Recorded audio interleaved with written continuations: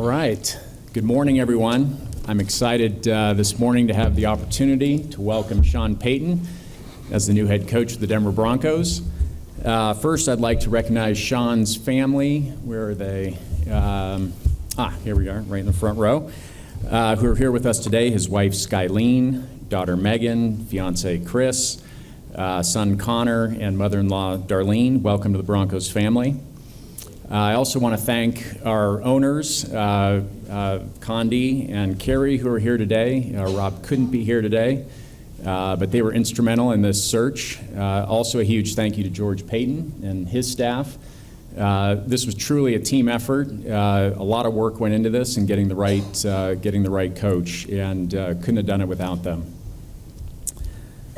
Last month I said we were looking for a strong leader who could build a winning culture, one with accountability and discipline, and also build a really strong identity on offense. I couldn't be more proud of where we came out, and we have the perfect coach in Sean Payton. We had a chance to visit with people around the league, including a number of Sean's former players, as part of this process. They could not have been more positive about what Sean brings as a head coach. He coaches with intensity, demanding a high level of accountability and preparation. Sean pours his heart and soul into winning, and players respond to his enthusiasm, creativity, and genuine love of the game. In just a few days here in our building last week, he's already bringing that energy and passion into our building and organization. Let me also say to Broncos country, thank you for your patience. We realized this was a long process. We wanted to take our time, and we wanted to get it right, and we did. So thank you. On behalf of the Walton Penner Family Ownership Group, it is my privilege and honor to welcome the new head coach of the Denver Broncos, Sean Payton.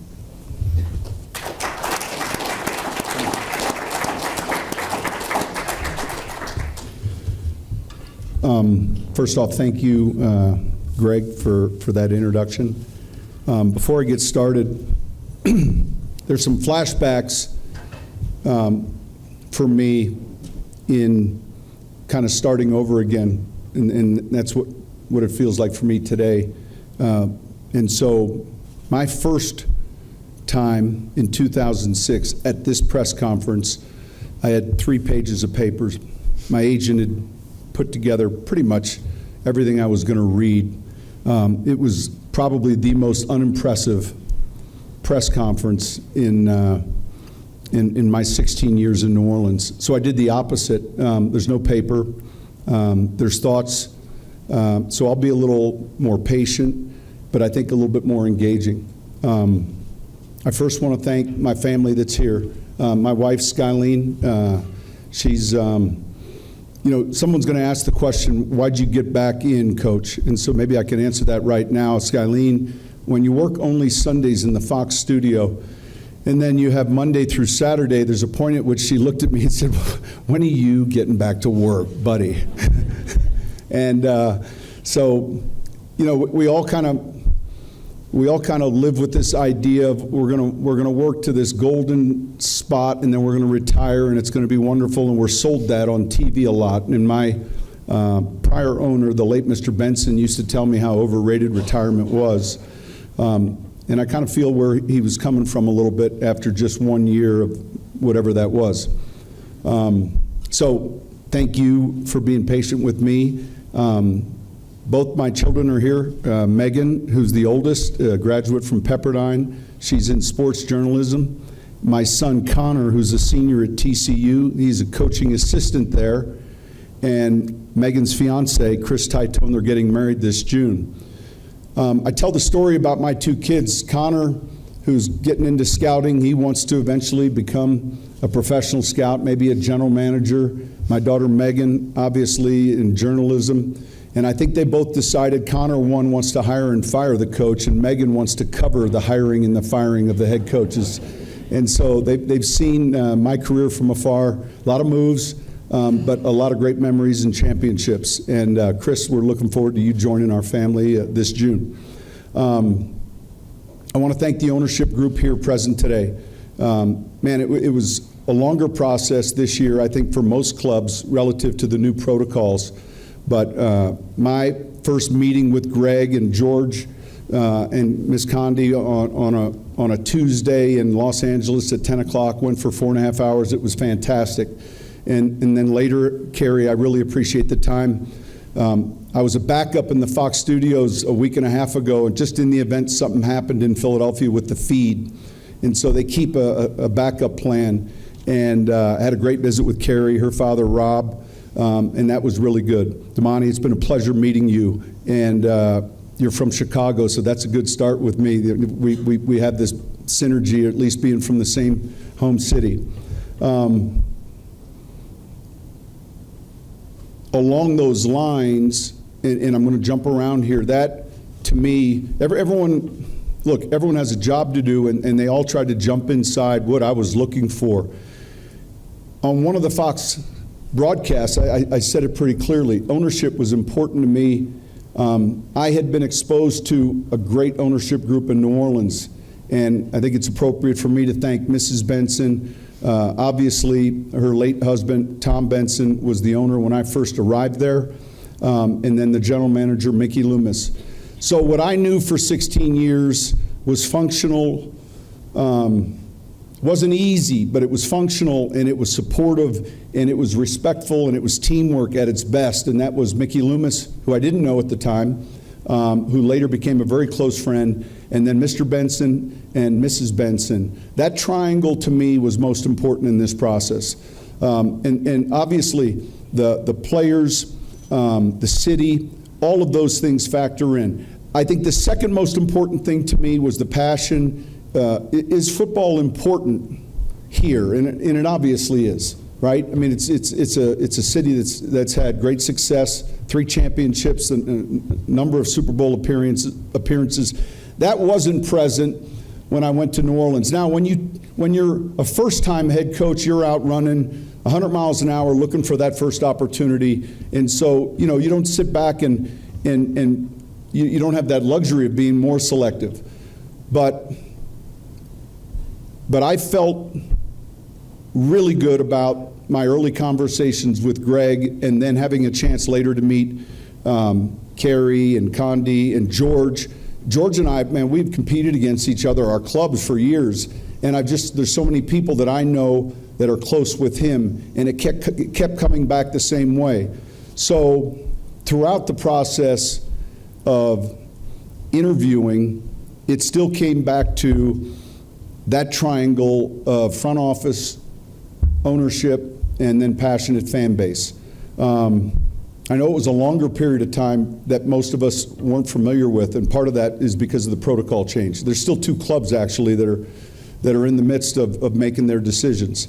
The other unique thing with this, and you all know this, was the complication relative to compensation for me to become available through the Saints. And that's, again, I go back to thanking Mrs. Benson, Dennis Lauscher, the president there, is a great friend and ally, and Mickey Loomis, and then Mickey and George. I mean, George and I would speak for a period of 3-4 days. This went on and on, the negotiations. Obviously, the same way with Greg and his wife, Carrie. So patience was necessary. And I think in the end it worked out exactly as I had hoped, and I think exactly as the Broncos ownership had hoped. And now it wasn't easy, but nevertheless, nothing ever is when you go through something like this. I'm looking forward to meeting many of you, working with you, and understanding the jobs you have. Man, you've been fortunate. You guys have covered, many of you, 3 Super Bowl championships and countless playoff games, and my hope is that you're going to be covering more of those with our leadership. There's a lot of hard work that's involved. That really began last week. I know a lot of you have questions about coaches, and I'll probably not answer any of those questions, just to tell you that we're working hard to put the right staff together. Here's one thing that I think is important, and I shared this throughout the process. Oftentimes in our league, organizations want to win the day when they hire their head coach. They want to win the day during the draft. I've never seen a GM or a head coach come down and say, we didn't get our guy. Gosh dang it, someone just jumped in front of us and we had to settle on Bill. You don't say that, right? You say we got our guy. What's most important, although obviously hiring the right people and drafting the right people are important, but ultimately it's what we do during the season. That's how we're measured. And so from experience, having gone through this one other time, in 2006, there were tarps on our walls. The team had just come back from San Antonio. The hospitals weren't open. Our problems then were so much different. And so for us, for a short period of time, as we hired staff and coaches, we'd celebrate each one. Like, we'd have a cake if we got a coach to say, yes, he's coming. First there was 3, then there was 5, and then we slowly put a staff together. And I'll never forget that group. We've actually celebrated that group. Those guys, they came when many didn't want to come. And now, mind you, everyone came for a promotion. We weren't winning any lateral. If someone had the same job offered somewhere else, there's a good chance they took that job. But that's the fun part.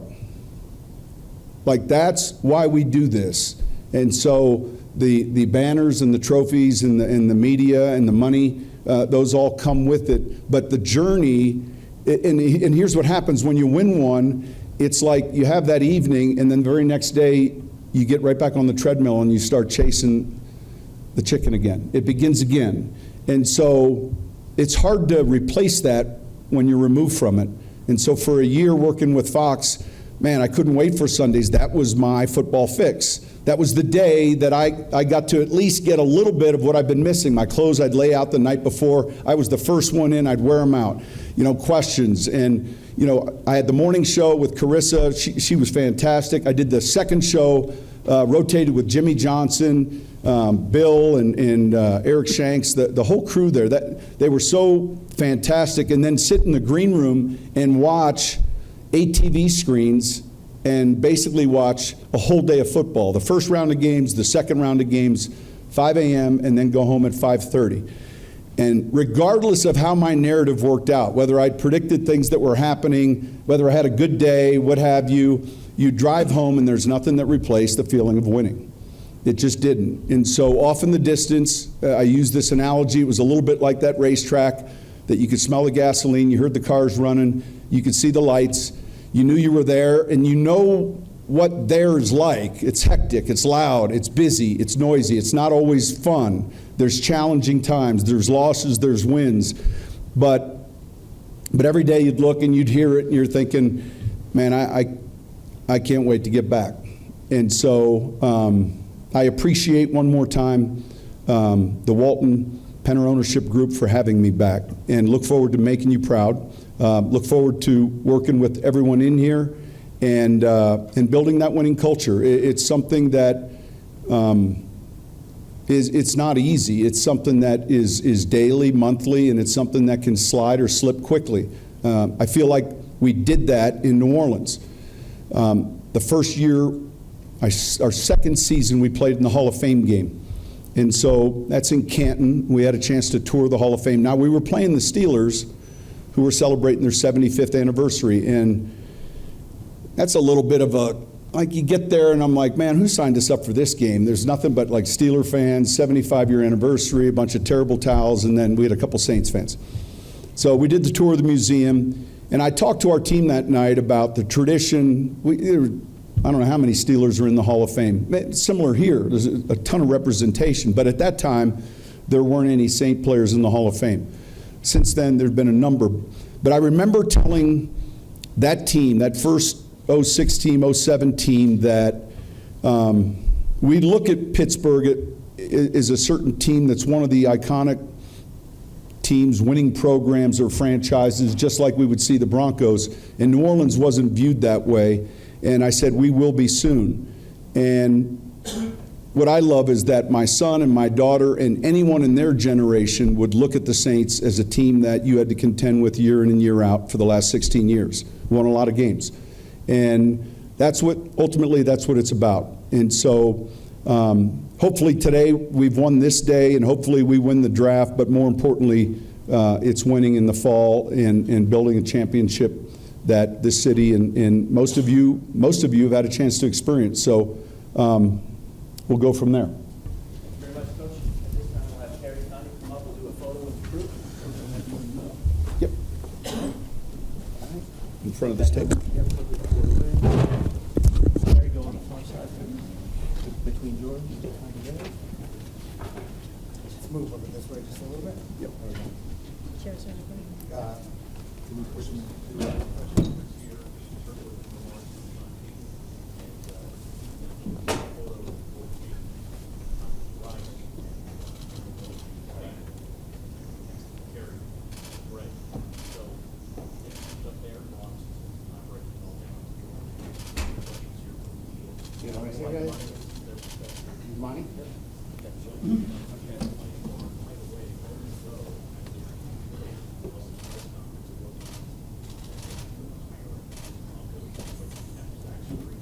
Thank you. Okay,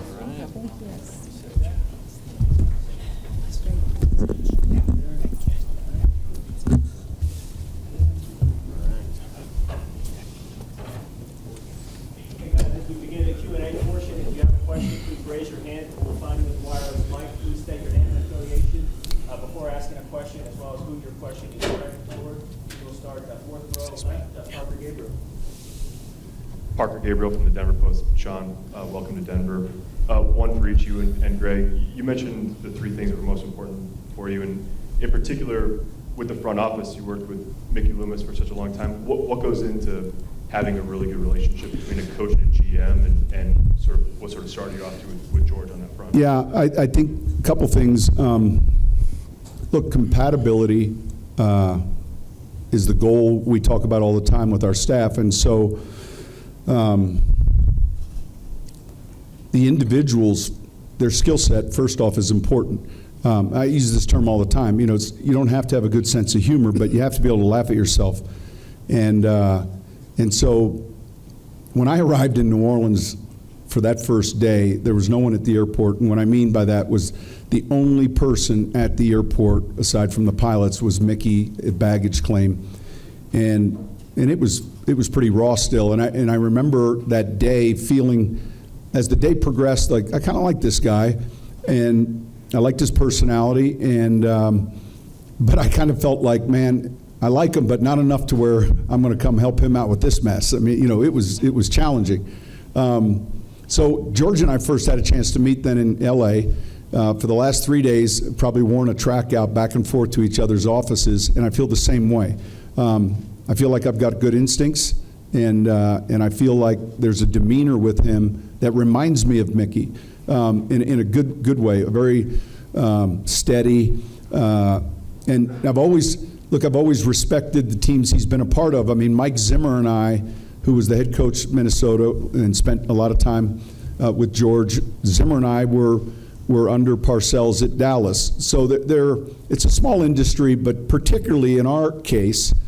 And and I think we hit it off kind of right away. And so there's, you know, we're similar. My first game that I ever was involved in a coach, I was a graduate assistant at San Diego State. It was 1988. I'll never forget. It was at the Rose Bowl. San Diego State versus UCLA Bruins. Troy Aikman was a senior on that team. What year were you? Redshirt freshman. George Payton. It's spelled like Paton, but George Payton. George Payton was on the field in that game as a redshirt freshman. And what I remember about that game, I don't think Troy Aikman had a ball touch the ground. They beat us 40-some odd points to 3. But I just couldn't get over how great it felt to be on the sidelines as a coach. Mind you, I was a GA. I was getting Gatorade or sandwiches. But I'll never forget that first game. And so I think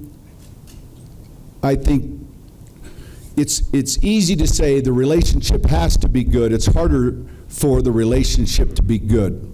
And I feel real fortunate early on to know that I think there's this myth that I'm this like tyrant that has to come into the building and control everything. And I'm like, where are you guys getting all this stuff from? I might be a tyrant once in a while though, but not a lot. anyway, I really enjoy his company, and I think it works extremely well so far. I wasn't calling you a tyrant, I was more curious than anything. And with Greg, first time going through this process and looking for a coach, what did you learn? How did you think it played out? How is it maybe different than the corporate world? Yeah, very different from the corporate world. One, the media scrutiny obviously is at a different level than you'd have in any CEO search. I really enjoyed the process. I learned a lot. It was a bit longer than we expected. Part of that was the league rules. Part of that was the complexity of Sean's situation with the Saints. But at the end of the day, we wanted to run a comprehensive process. We wanted to be open-minded. We met with 8 great candidates. We learned something in each of those meetings, and so we came away from it feeling really good about the process. But the most important thing is where we ended up, and where we ended up is with the perfect coach for the Denver Broncos. Yes, Sean, Mike Liz, 9 News. There's a lot of discussion this year about Russell Wilson and his performance versus Seattle. I think you were asked about it a time or two on the Fox studio. As you studied film of him and you were preparing to take this job, where did you come down on where Russ is and how you yourself can bring him back to where he was before? Yeah, look, there's a couple positions. The quarterback certainly is one of them in our league that gets scrutinized very well. And obviously, it wasn't the type of season he had wanted to have. I do feel like the last couple of weeks, we saw a little bit more of maybe what we were expecting or accustomed to, and I say we, you all, when you signed him. I think the number one job for us as coaches is in evaluating our players, what are the things that they do really well, and then let's try to put them in those positions. At least that's a starting point, and I think that's important to highlight their strengths, and also to minimize maybe any weaknesses. Here's what I know. I know he's a hard worker. I know he's an extremely hard worker. That's important. And I think you take that, you understand the skill set. He's won a lot of games in Seattle. We played him quite a bit just because we were both playoff teams in the NFC at that time. And then you go from there. And I think that's the same case, although it's a much more visible position, it's the same case and the same goal for us with every player on this roster. What do they do well? It's easy to point out what players don't do well. And there's certain coaches that tend to look at it that way, but I kind of was taught early on, hey, what is it they do well, and let's have them do those things. None of us want to go, I don't like singing, period, but none of us want to be at a karaoke bar with a song we don't know the words to. So how do we get them comfortable and highlight their strengths? And that's the process that's going to begin right now is I'm learning about every one of these players, not just Russell. Troy Rank from Denver 7. The first question is for George Payton. George, with the changing structure, with the arrival of Sean, he talked a little bit about his compatibility with you. How do you see that working with Sean moving forward? And then to Coach Payton, you turned around the Saints in 1 year. I mean, they were coming out, I think, 3-13. Is it realistic for Broncos country to expect you guys to be relevant again in your first season? Yeah, you want me to answer that question first? So, look, I don't like making predictions because I think that there's so much that goes into it. I think it's realistic for our fan base to expect a completely different type of culture, and I think it's realistic for them to expect us to win. Now, to what degree? I remember the 06 team. And we finished the preseason. We had to play all of our preseason games on the road, I think, because the Superdome wasn't ready. And then we had to open on the road for 2 weeks. And after the second or third preseason game, we'd gotten beaten pretty bad by Dallas. And I came into the locker room and I sat down with Mickey. I said, we're not going to win a game with this team. And we ended up winning a lot of games. So I know this. The work has started. I kind of use this term, a little bit more anonymous donors this season, where we're not, you just know that we're working, but a little bit less visibility on social media and all those other things. Like we're going to get to work, and ultimately it's how we do in the fall. so we kind of go from there, and then we kind of earn it with our fans, and we've got fantastic fans that will appreciate that. Yeah, and Troy, I met Sean, for the first time, in that first interview, 10 a.m. in Los Angeles, and I remember meeting him at the front. And we do have a lot of common friends and acquaintances, and it was very easy. Just the conversation. I felt like throughout the interview we were aligned on how we want to build this, like-minded, and then throughout the process, a lot of follow-up calls just between Sean and I, and again, it was easy. And then we hired him and then brought him here, and shoot, I'd pick him up at the hotel at 6 a.m. We'd be here late in the evening. And, I don't know if we need to move our offices closer, but, I spent a lot of time in his office. He spent a lot of time in mine. Obviously, this is a honeymoon period. We have a lot of work to do. But I do think we have similar philosophies, similar visions of how to build this team, and that starts today. Hey, Sean, it's Arnie Stapleton from Associated Press. You touched on it a little bit in your opening comments about your year away from coaching. And I'm wondering, did that year away allow you to recalibrate, recharge? And as you come into this new opportunity, how different is it from your first opportunity in 2006 with the Saints when you were a first-time head coach? Yeah, look, there are some similarities that will exist always when you start new. And for the early part of 6, 7, 8 months, whenever you go to sleep at night, your checklist won't be complete. That's just part of the deal. But it is different too, relative to my experience. This program, this organization, where they're at compared to where we were in 2006. I will say this, when you're younger, I don't know that the level of gratitude exists, and I'm not giving my children a hard time with your generation. I'm not talking about that, but as you get older and wiser, you grow to appreciate the journeys, the relationships with the players, with the people in the building. I think you all in the media will get the better part of me than the first group in New Orleans. I know many of you have talked to them already. They've told me. And they've all asked me to be as tough on you as I was on them in 06, 7, and 8. And so early on, when you start that process and you're young, you're not paying attention to your battery level. I don't play a lot of video games, but I'm sure my battery level, my charge would have been expired.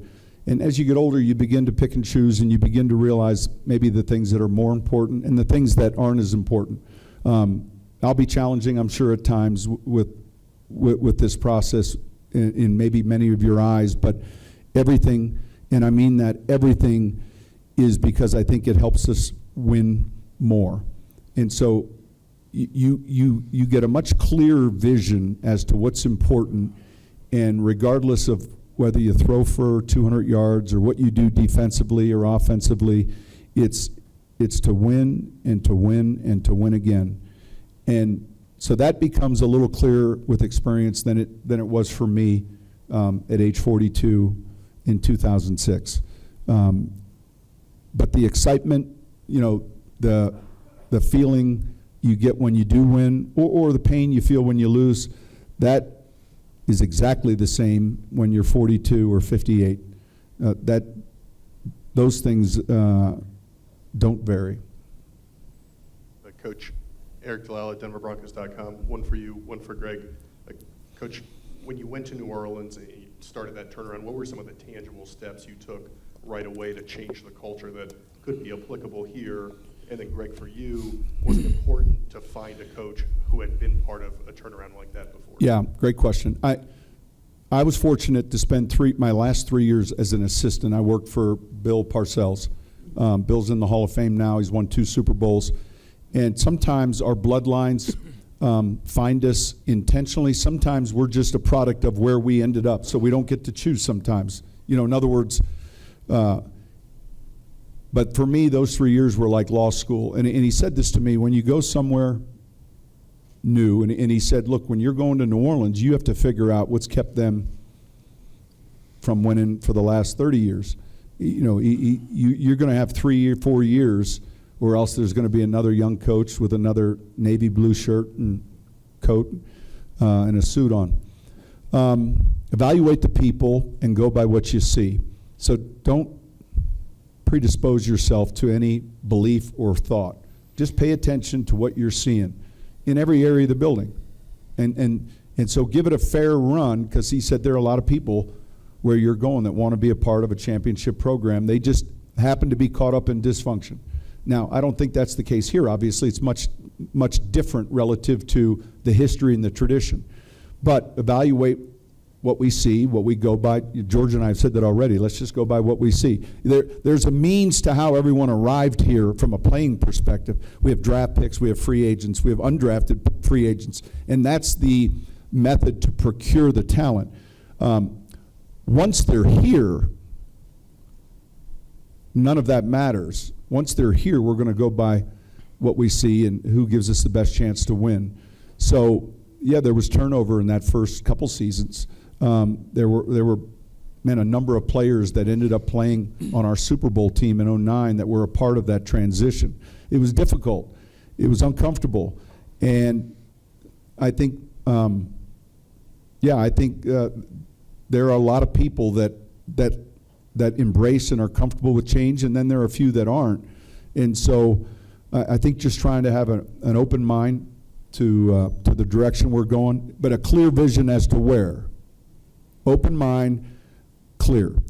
And then there's a little bit of old school mixed in with the new school. And so I'm not the 31-year-old coach who's got all these. There's something I have in the back of my mind relative to how I think we need to be successful that never changes. And those are things that I look forward to putting in place. Zach Stevens with DNVR. Sean. Well, let me answer the other part of that. So on the turnaround experience, certainly helpful, but for us it was more around the fact that he put a winning football team on the field just about every year for 15 seasons, and you don't do that without an incredible passion and intensity. As I called around and talked to others around the league, it kept coming up. It's the attention to detail, and I think one of your former players told me a story about the size of the towels in the locker room, and Sean didn't think the towels were big enough. And but that level of attention to detail is what makes for winning organizations, and he's going to bring that energy and passion to every part of our building.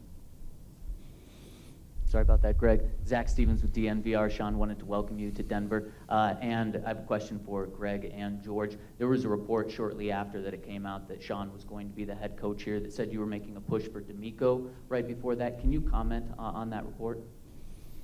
I can comment. Yeah, that wasn't the case. Again, we met with a number of great candidates through the process, but once we locked in with Sean about 5 or 6 days before we got the trade done with the Saints, our focus was entirely on him and closing that. Yeah, I would just say, Sean was more complicated than the others, obviously. We would have had Sean done earlier, right, if we didn't have that other layer of the trade. And, with the trade, I just want to, I did the trade with Mickey Loomis, and, first class all the way.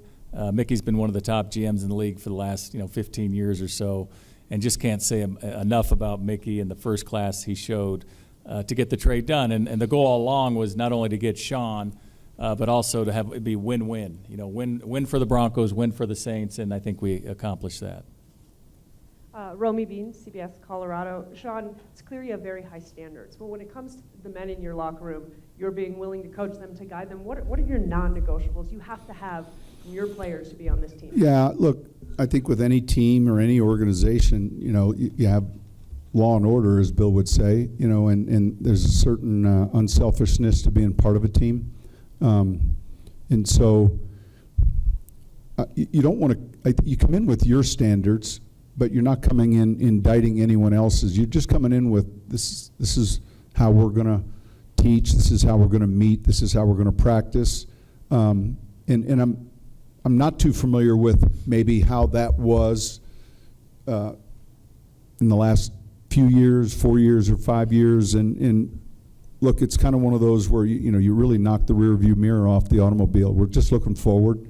There's been a lot of great coaches come through here. Look, every year in our league, there have been great plans with noble thoughts and a lot of enthusiasm that don't have success. That happens. But yeah, discipline, toughness, and football makeup and character is going to be real important for who is a Denver Bronco. I use this story, and it's a compliment, and I'm very comfortable with it. When I got hired in New Orleans in '06, we just had to look at New England if we really wanted to see, what the standard was. If we were making pizzas and there's a line around the block in front of their pizza parlor, then we might want to know what they're putting in their crust or their sauce. And I was lucky enough to coach in the Pro Bowl my first year. We went to the NFC Championship game, and it used to be, when the Pro Bowl was a football game, it used to be the coaching staffs off the losing championship weekend coached the Pro Bowl in Hawaii the week after the Super Bowl. And it just so happened my first year, it was the Saints, our staff, and it was the Patriots and Bill Belichick and his staff. So lucky for me, I get a chance to right away meet this coach Belichick. Now, I don't know who was in charge of the hotel lodging there, but Bill had a suite on the first floor, and then they put my suite with my 2 young kids jumping off the beds on the second floor, keeping Belichick awake. But I got to know him, practiced with that team probably 4 or 5 different times, and we studied closely how important intelligence was, communication, makeup, and that served us well later. And so there is an element of discipline, and there is an element of toughness, and look, it's not for everyone. It's not for everyone. And so, but that's the approach we'll take. Sean Edwarder, ESPN. As you looked around at the opportunities that were available in this coaching cycle, to what degree were you convinced the Broncos were the one that offered the best chance to win sooner? And based on your conversation with George and whatever tape you've watched, what's your evaluation in general of I think this, and I appreciate the earlier question relative to like really good coaches, D'Amico and Houston. I had a chance to spend time with 4 clubs. I was fortunate, I think, enough to be in that position where I didn't take for granted there'd be an opportunity, but I knew there was serious interest in it with a lot of clubs. I had gone on an interview in Carolina. I'd gone on one in Arizona. The first day that I could be interviewed, the 17th, Greg, George, and Condi were there like breakfast time, the very first day. And I knew that meant something. Houston, we did a Zoom call. That was all of the process was fantastic. What I was looking for, I felt existed in one place, based on my exposure in with the other teams, and I also was in a position where, look, if it didn't work out, then we continue working at Fox and waiting for the next hiring cycle. This was the opportunity that I was interested in, and I know I was the coach they were interested in. Now, it was complex. So if any of you were involved in ownership and you were involved in trying to trade for a coach, certainly you would have a plan in place if those stakes were too high. I mean, I told Greg and George, here's the thing. They're making the trade, but it's like, this trade impacts me, and if this trade is for this, then don't take it because I don't want to go if you lose that. Does that make sense? And so that's where these guys were fantastic. And yeah, if you're in that position, you're on the phone with everyone because at any time it might not work. And so I think D'Amico was probably talking with Lewis Hamilton or something because I was on the phone with these guys the whole time. Coach, Darren McKee from 104.3 The Fan. First of all, cool to see your son Connor here, star of Home Team. That movie right there. He's right here. He's in. I told you he's in scouting with TCU. They had a great semifinal game against Michigan. We celebrated that. We were at that game, And then it was a tougher game versus Georgia. Well, you made a good quarterback switch in the movie, at least. Yeah. But you did say when the Broncos welcomed you on Twitter, you said time to wear hashtag details. I've heard about details quite a few times right here. I was wondering if you could provide any specific examples All of right. details that really You want some matter. fun details? So Yes. we talked about the towels. I share this story, and at some point, someone here is going to ask about, hey, is it you or is it George drafting the players? Is it you or George cutting the team? Is it you or George? Mickey Loomis and I, for 16 years, and I mean this, I can't think of one challenging time we had relative to roster. Now, we might go into the office and discuss it, or one challenging time we ever had relative to the draft picks. But we go in and figure it out, and then certainly in a collaborative effort, handle that with Greg and Kerry, and that's the greatness of the teamwork. Now, we would fight like cats and dogs over these other details. So the towel thing was, it was one of our playoff games, and I like that when every towel's in a seat, 70,000, and it's distracted. We have a hard place to play, just like it's hard to play here. And the towels we handed out were they were kind of like the napkins you get after you have like a seafood, they were just, and so I asked Mickey, I said, wave this towel, and he tried to, and I'm like, you have to dip it in water to wave the towel correctly. And so it might be the shoes players wear for a game. It might be, we'd win 4, 5, 6 games in a row, and Bill taught us that's when complacency set in, and so nobody knows about the original. You know how the people glad hand you. So we had our ticketing department climb in through the aisles and just shake hands with every member of the team and not say a word, just say, you're doing a great job, doing a great job.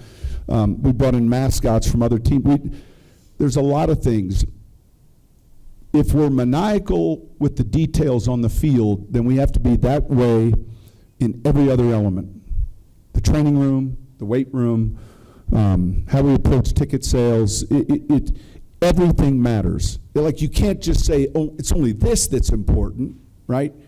Everything matters. And so how we traveled, how we celebrated in the locker room. We bought a $30,000 stereo system, Club Dub, and we felt it was important, especially on the road, that everyone that could possibly hear our locker room celebrating, like, what is going on in there? And that is creating culture.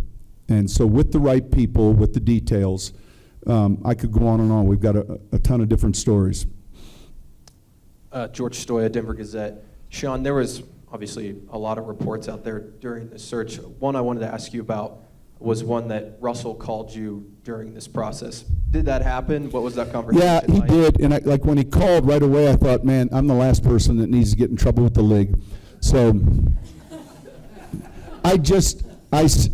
we chatted. I coached Russell in the Pro Bowl, and so it's a very small community where you get to know these guys. And he lives real close to Drew and Del Mar, and Drew's like, man, Russell is wearing me out. And I said, Drew, we're going to give you a little spot in the program. We'll call you senior assistant of Del Mar. That's where Drew lives.